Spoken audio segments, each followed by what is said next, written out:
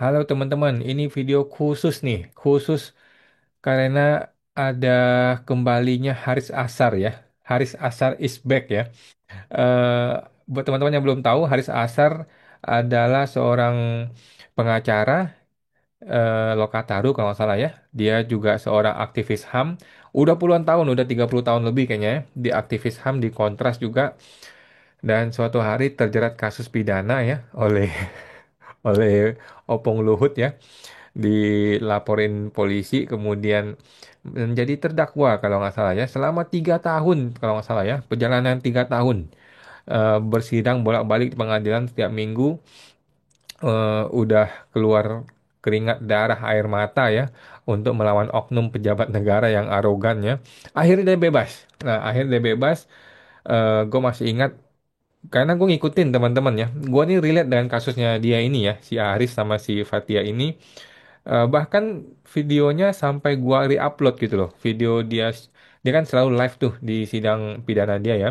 Dan gua re-upload di YouTube gue gitu. Kenapa gue merasa relate? Karena waktu itu, tahun-tahun itu tuh gue juga lagi berurusan sama pejabat ya, pejabat publik yaitu si Dwi Astuti, Suryo Utomo, dan and the gang gitu ya, teman-temannya dia itu. Sampai hari ini gue masih berkasus ya dengan Suryo Utomo. Nah, tetapi belum masuk ke pidana ya, masih masuk ke perdata. Cuman waktu itu pun sudah ada selentingan-selentingan ya, sudah ada beberapa orang yang mengatakan bahwa gue ini bisa aja masuk pidana, bisa aja di ITE kan. Tapi bukan ngomong ke gue langsung ya, kalau ngomong gue langsung gue tabok ya, tapi ngomongnya ke teman-teman, ke saudara gue, ancaman-ancaman seperti itu. eh, Sekarang sih udah jarang lah ya, waktu itu lagi panas-panasnya ya. Jadi gue juga mempersiapkan diri gue gitu loh. Kalau gue bakal digugat pidana, gue bakal seperti si Haris Asar ini gitu loh ya. Dia membuat bundel berapa bundel itu ya, seberapa tebal gitu ya. Bundelnya bukunya dia itu ketika sidang dia melawan si Pak Luhut ya. Eh, jadi gue merasa relate gitu. Gue sampai terus mengikuti persidangan dia ya, karena gue berpikir suatu hari gue juga mungkin seperti dia gitu. Kalau gue dipidanain seperti dia ya, ya gue mesti belajar dari dia ya. Nah, jadi gue merasa relate dengan kasus mereka, bahkan sampai akhir pun gue ikutin ya. Nah, mari kita lihat teman-teman, ini video terbaru dari beliau ya. Video terbaru dari Haris Ashar. Haris Ashar ya. Nah, ini adalah channel YouTube-nya Pak Haris ya. Jadi dia itu baru-baru ini baru mulai lagi ya. Jadi 3 tahun lalu nih, 3 tahun yang lalu dia bikin video. Begitu kemudian dia sibuk ngurusin persidangan pengadilan, hilang dari internet ya. Padahal dia punya 200 ribu subscriber ya. Gua betul-betul, gua ngenonton loh, gua nonton loh video-video dia ya. Dengan 200 ribu subscriber, omongannya juga tajam gitu ya. Tetapi hilang begitu aja gara-gara dipidanain sama Opung Luhut ya. Dan sekarang setelah 3 tahun dia kembali ya. Haris Ashar is back ya. Ada ngehantam tapi baru mulai lah ya, baru mulai orang juga masih belum rame ya. Ini di hari kemerdekaan lumayan lah 2000 orang yang nonton. Nah, ini gue nonton barusan nih ya. Jadi ini kasus dia dengan si siapa ini? Fatia ya, dengan Fatia. Jadi kasusnya dia ini buat teman-teman nonton aja ya teman-teman ya. Gue mungkin cuman sekilas aja ya. Jadi kasusnya dia ini bahkan menjadi jurisprudensi ya, menjadi jurisprudensi bahwa pejabat publik itu tidak boleh anti kritik. Pejabat publik itu tidak boleh mempidanain warga negaranya pakai undang-undang ITE. Itu haram, sudah tidak boleh lagi sekarang ya. Kenapa begitu? Karena sangat tipis sekali jurang antara lu mempidanain orang karena dia betul-betul salah atau lu pidanain orang karena lu mau menghantam dia atau mau membungkam dia atau mau mengancam dia, mengintimidasi dia atau mau menghabisi karir orang ini. Tipis sekali batas itu. Karena itu dihabisin sama Mahkamah Konstitusi dan juga Mahkamah Agung ya. Jadi intinya ITE sudah nggak bisa dipakai untuk mempidanain warga negara berawal dari kasusnya si Haris Ashar dan Fathia ini. Ya mereka pahlawan kita semua lah ya teman-teman ya. Kita semua YouTuber dan media sosial itu sudah apa istilahnya bisa bernapas lega ya gara-gara kasusnya si Haris Fathia ini. Oke, jadi si Faris Fathia ini sebentar, gue kecilin dulu. Nah, akhirnya gue mengkomentari video video dia itu ya. Gue mengkomentari karena Di ujungnya dari video ini dia men-challenge kita semua, men-challenge kita semua. Kalau lu mau, lu bisa hubungi kita katanya ya. Kalau lu warga terzolimi, lu boleh menghubungi dia kalau kasusnya berhubungan dengan HAM dan sebagainya ya. Nah, cuman gue ragu-ragu nih, apakah dia hanya mau bantu orang-orang miskin atau orang terzolimi tapi tidak miskin juga dibantu gitu ya. Karena kalau lu ngomong orang miskin, gue bukan orang miskin. Tetapi kalau lu bilang terzolimi, gue merasa terzolimi gitu kan. Nah, jadi gue komentar di sini ya, gue komentar Bang Ashar, saya mau ajak podcast tentang oknum pejabat publik, terutama oknum petugas pajak DJP. Berani nggak? Gitu ya. Mudah-mudahan dia membaca komentar gue ya teman-teman ya. Mudah-mudahan membaca komentar gue. Kemudian gue juga sudah kirim DM di Instagram ya. Gue juga Instagram, gue sudah bikin postingan nih. Jadi yang tadi itu gue foto ya. Yang tadi itu gue foto, gue masuk Instagram dan gue tag Bang Haris Asarnya. Bisa nggak sih dia? Ada nggak sih? Terketek orangnya nggak sih? Coba ke tag dia ya. Haris,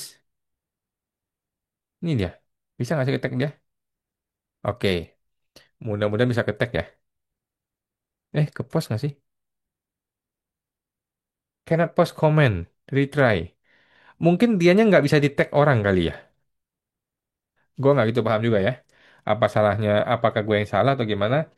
Tapi gue sudah berusaha mengetek dia di sini ya. Mungkin dianya nggak bisa di tag. Oke, ya sulit kalau gitu ya. Gimana lu mau bisa dihubungin orang kalau nggak bisa di tag? Oke, it's okay. Dan kemudian gue sudah kirim message juga ya. Kirim message juga. eh nah, ini ya. Halo Bang Haris, perkenalkan saya Awan, punya channel YouTube Pajak Smart ya, yang fokus di dunia perpajakan. Saya mau ajak podcast mengulas oknum pajak publik, terutama di DJP ya. Oknum pejabat publik ya, DJP pajak. Apakah mau? Terima kasih ya. Nomor gue ini ya, sudah gue sampaikan nomor gue itu. Mudah-mudahan beliau bersedia untuk eh, diajak podcast bersama gue ya. Mudah-mudahan mau ya. Nah, oke. Jadi kita sih respect ya dan menaruh simpati kepada Pak Haris Asar. Betul-betul dia berjuang minggu demi minggu hanya untuk melawan oknum. Ya diduga oknum ya, diduga oknum pejabat yang arogan gitu ya. Tapi anyway, justru gara-gara kasusnya beliau, kita semua jadi punya jurisprudensi ya bahwa Undang-Undang ITE tidak bisa lagi digunakan untuk menghantam warga negara, teman-teman ya. Nah, mohon maaf ya Pak Haris Asar dan kawan-kawan, biasanya terus terang ya, orang-orang seperti ini yang memberikan janji-janji bahwa dia akan membantu rakyat, membantu penegakan HAM, mohon maaf nih ya, biasanya omong kosong gitu ya. Biasanya ini pengalaman gue sendiri ya. Gue sudah berusaha menghubungi Hotman 911, Ferry Amsari, Bi Fitri, bahkan ke Najwa Shihab ya. Gue berusaha menghubungi Najwa Shihab, tapi semuanya omong kosong. Gue nggak tahu ya, tapi ini pendapat pribadi gue. Mungkin mungkin ini pengalaman pribadi gue ya. Mungkin karena guanya eh, kurang effort atau mungkin mereka memang sibuk. Mungkin mereka memang sibuk, jadi sehingga nggak bisa melayani banyak orang ya, dan nggak bisa juga menjawab chattingan gue. Mungkin karena terlalu sibuk kan. Gue sendiri juga agak sibuk gitu kan. Nah, tapi intinya gua tidak kehilangan harapan sih ya ketika si Haris Asar ini memberikan peluang, gua langsung tangkap peluang itu gitu ya. Gua langsung chatting di komentar videonya, gua DM dia dan gua publish juga di Instagram. Apakah beliau bersedia? Kita nggak tahu ya. Apakah dia akan menilai gua ini cukup worth it untuk diajak bicara atau tidak? Gua tidak tahu. Atau mungkin dia terlalu sibuk sehingga nggak sempat nonton video gua atau nggak sempat baca komentarnya gue atau nggak sempat baca chatting di Instagram ya. Ya nggak apa-apa juga sih gitu ya, tapi gue tetap berusaha.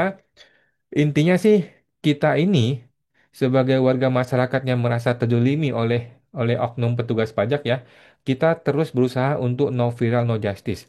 Kita berusaha untuk memviralkan kalau ketemu dengan oknum petugas pajak ya. Kita tahu bahwa kasus KPP Bojonegoro sampai sekarang nggak bisa viral. Nggak tahu kenapa nggak bisa viral, padahal kasusnya 10 miliar, orang diperas 10 miliar oleh oknum pajak.